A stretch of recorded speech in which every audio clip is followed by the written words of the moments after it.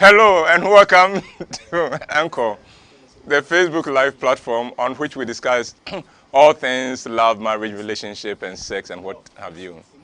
You are welcome. And to all the ladies who have tuned in, a happy International Women's Day to all of you. And this goes to the ladies in the house, to Blessing, and to Believe. To Believe. Believe, don't mind me. I met a girlfriend who is Blessing only this week. So, Blessing, if you are watching, your name is following me. Also to Believe, and to Abigail, who is doing an aluta today. We are doing an investigation into what she went through last night, because the Abigail today has been very, very strange. So before we end, we'll come back. We'll tell you what Abigail was up to and why we are not seeing Abigail properly. But to all the ladies, happy International Day, and to every one of you, welcome. We don't take the fact that you make an investment of time and data for granted, and we are grateful you could join us. And today, this is a couple we've been looking forward to hosting for a long time. They were willing to come a long time ago, but for some reason, all kinds of things came up. And I suspect that is because of how much they have to offer. That is why circumstances were trying to rob us of the opportunity of hosting them. So they are the 9th couple we are hosting in our series of the journey. We call it the journey. They will tell us their journey. Let me put my interests here out. There's a couple I have known for a long time. Goes back to student days. Yes. But that one we will talk about later. So, as we've always done, I do not introduce the people. They introduce themselves. But before they introduce themselves, remember, our next play, the title of our next play is Dora. Why? And it is interesting. It will be at the National Theatre on the 6th and 7th of April, and over the Easter weekend, that is on the 20th, 21st, and 22nd. But we have the early bird tickets out there. They are out already. And if you exercise the right to buy the early bird, you get it for 60 cedis instead of 80. So you save yourself 80 cedis. This offer remains valid till 23rd of March. After that, you will pay 80 cedis for the same ticket. So why don't you do yourself a favor? If you want to place an order, just send us a message on this platform, and we'll arrange for your ticket to be delivered to you. So remember the title, Dora. Why? Now, I welcome my couple. Mpacho, let them know who you are. I'm Apostle Professor Peter Ohiniche, immediate past rector of Pentecost University College, and currently the area head of the Church of Pentecost in Winneba. This is the highest level of. Today we are very close to heaven. All right, and then we go to you, madam. Dr. Mrs. Abigail Kyei, a nurse by profession. Currently the acting head of the Nursing and Midwifery Department of Pentecost University College, and the president of the Ghana College of Nurses and Midwives. Wow. This is a heavy, but I'm grateful. You're welcome, Apostle. Thank you very much. And Doc, you're welcome. All right, Apostle. Your journey, how long?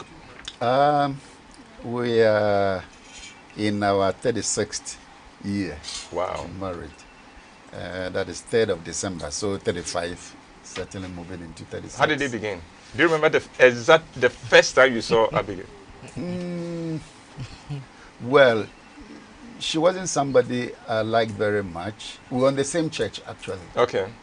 And I was in Apam Secondary School. She was in Wesley Girls. Then I went to University of Ghana, and she was in sixth form. And we were in the same church. And her mother introduced her to us, to our home.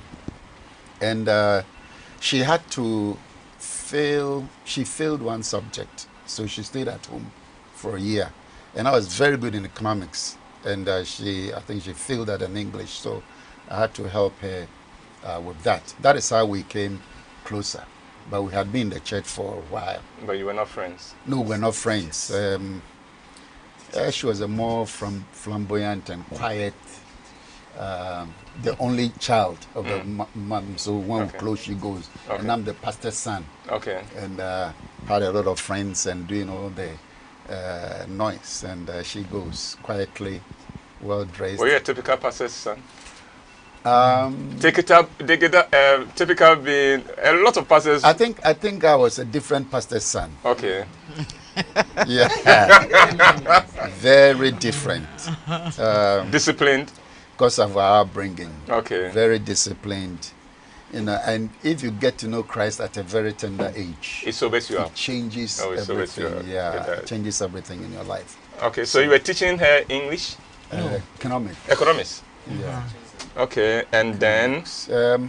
Well, it was for a brief moment. Okay. And I had to give her the notes. You know, Apam Secondary School went top at that time, the whole Ghana, in arts. Okay. All right.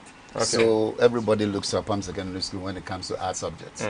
So briefly, I passed on the notes to her, and certainly she passed. You know, that means I did a good job. Right. And so when we got a little closer, I realized that she had character. Okay. You know, that attracted her to me. Okay. So very disciplined, godly, you know, very wise, and you know, whatever comes out of her, it's wisdom. I mean, I could see that. So we became friends, and in fact, my friends, because you see, at that time in our church, there weren't many. Not many people in secondary school, even in secondary school. Yes, at that time. Yeah, that's true. You know, in the 70s, 80s in our church. Thank God it has changed now. Oh, it has changed dramatically. It has changed now. Yeah. Those were the days that they invented the demon of intellectualism. That's interesting. Yes, they invented a demon. There weren't many. In fact, in a congregation of about 800 to 1,000, we were about 5 in secondary school. That's right. So we knew ourselves. That's how it was. So the moment we entered the university, when she came, I was in, I think not finished, 1979 had gone in. So all my friends were saying in the church, were saying that, as for you two, you are the right people to marry, because nobody's going to marry this graduate. You know, we used to say it in camera, and we would talk and discuss about it, you know. But she really has character. I mean, character is powerful if you're a believer. So when I decided to get married, it isn't that I had a vision or somebody told me and all those things. It just one day just came into my heart that there's a person to marry, and that was it. Doc, by the way, the chewers on, the men chewers on listening to us, 2 couples teaching. No, I mean, to the wise, a word is enough. Teaching. And remember the other one, waving. You've got to learn to wave. But this one, the formula is teaching. And I'm saying this looking at Ken and Kannison. And where's Kweku? And he said, all right, Doc, your version of it. Oh, okay. Like my husband said, we met in church. But how he puts it is quite different from me. That's right. I met his mother and liked her. They were a new pastor and wife who had come there. And so my mother was a women's leader. So one day I was talking to her and I said, oh, I've seen this pastor's wife and I like her, but I think unfortunately, she doesn't have children. That's what I told my mother. And my mother said, who told you she doesn't have children? So after church, she didn't say anything after that. But after church, she said, she asked me to accompany her to the mission house, which was very close to the church. So when we got there, she met Peter's mother and said, my daughter said, you don't have children. And the woman laughed. And then she said, oh, they are all here. Then she started calling them. And they are 8 in number. Whoa. So that was when she said, I met, the first one she introduced me to was Peter's sister, who comes directly after her, Hannah. So she said, this is Hannah, and then she started, Peter wasn't there himself. And then after, so actually in the middle of her talking, I left because I was overwhelmed with the number. And then, so Hannah became my friend, and then I found out that Peter was their firstborn. Okay. And he was always leading church and things like that. I saw good qualities in him, that he was a leader. Okay. But I also thought that he was a bully. Okay. The way he would command the younger ones around and they would all listen to him. I said, what is this about this man that he's always getting? And you didn't people? like that? No, I wasn't sure I liked that. Okay. Okay. So, like he said, I didn't fail my paper. I didn't do well in the paper. Enough to... I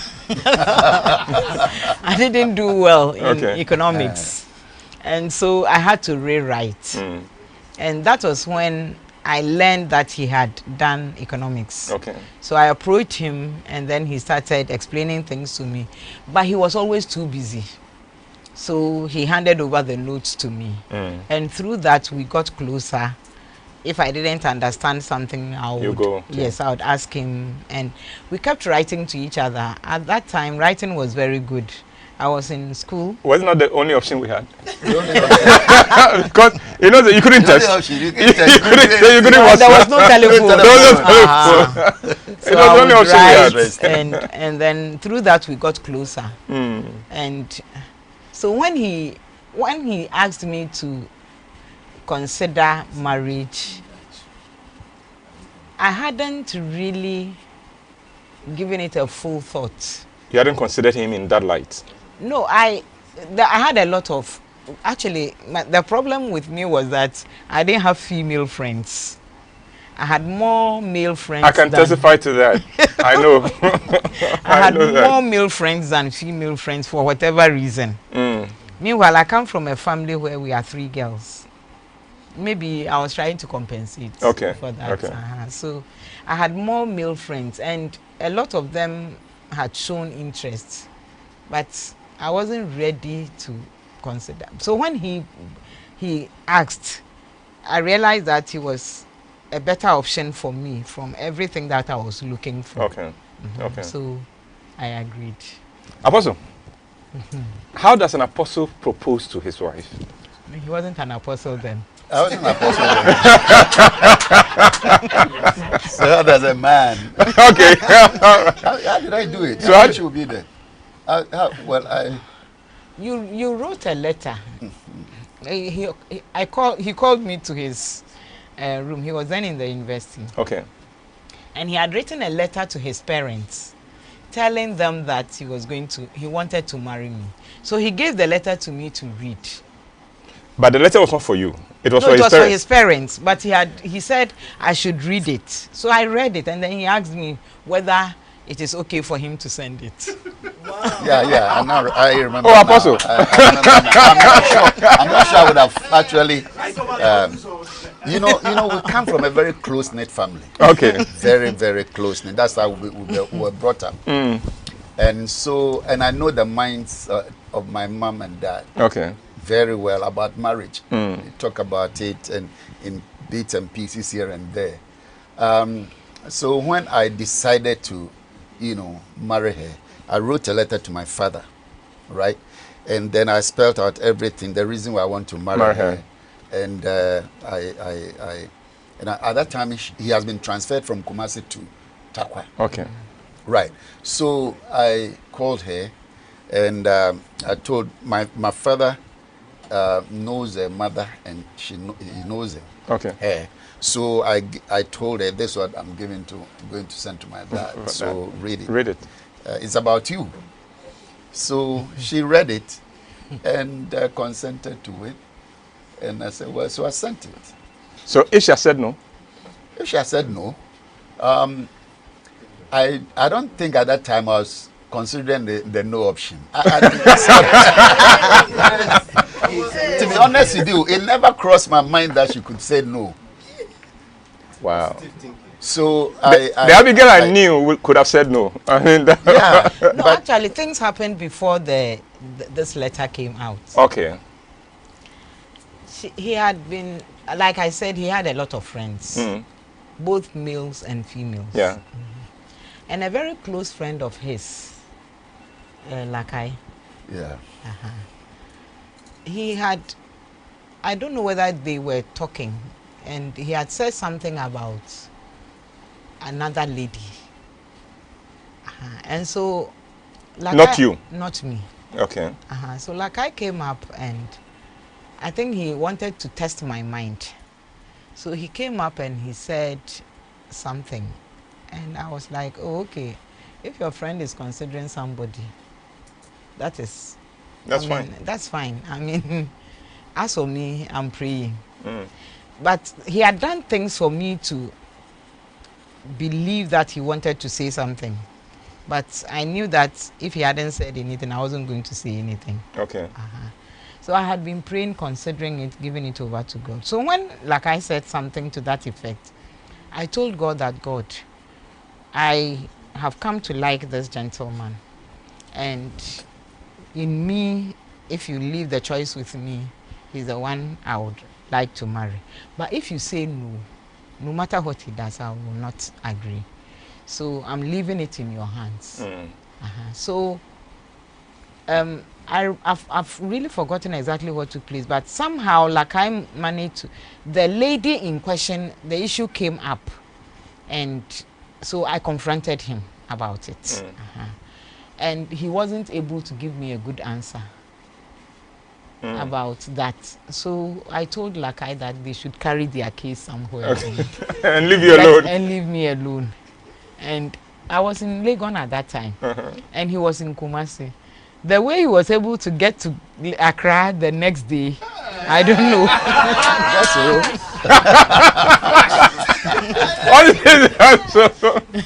And there was no plane at that time. No, there was no plane at that time. And I was able to come. You were able to like come. All right.